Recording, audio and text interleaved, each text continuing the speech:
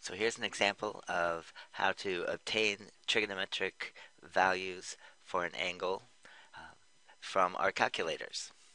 We're going to evaluate the angle 58.6 degrees for all 6 trigonometric functions. The first 3 are fairly straightforward. We have buttons on our calculator to evaluate an angle, the sine, the cosine, and the tangent. Before we do that, the first thing we need to do, check to make sure we're in the proper mode. We are in degree mode, so we should be able to proceed. So I'll just ask for the cosine of 58.6 degrees and the sine of 58.6 degrees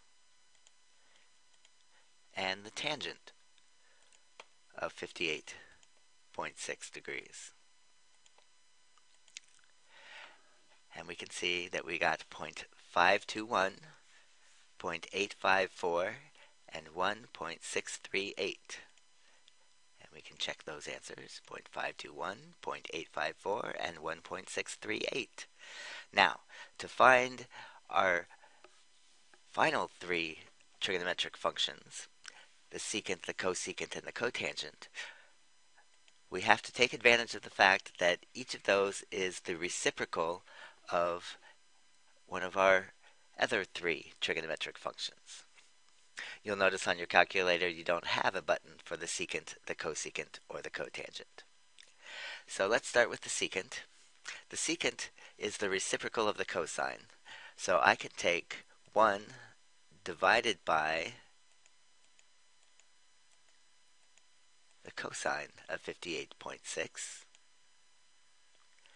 and find the answer. I could also take the cosine of 58.6. We'll move back up to that. And raise it to the -1 using the x to the -1 button and get the answer.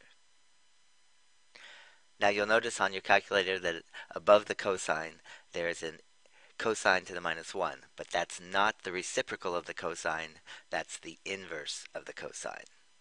If I asked for that value, second cosine, of 58.6,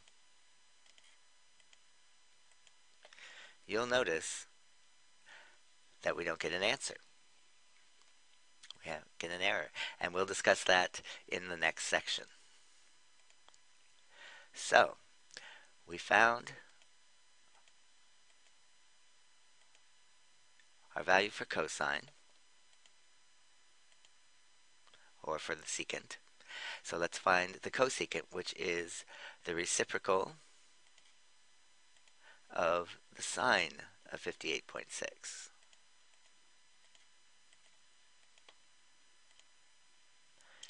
And then we need the reciprocal of the tangent of 58.6 degrees. So we see 1.919, 1.172, and 0.610. 1.919, 1.172, and 0.610.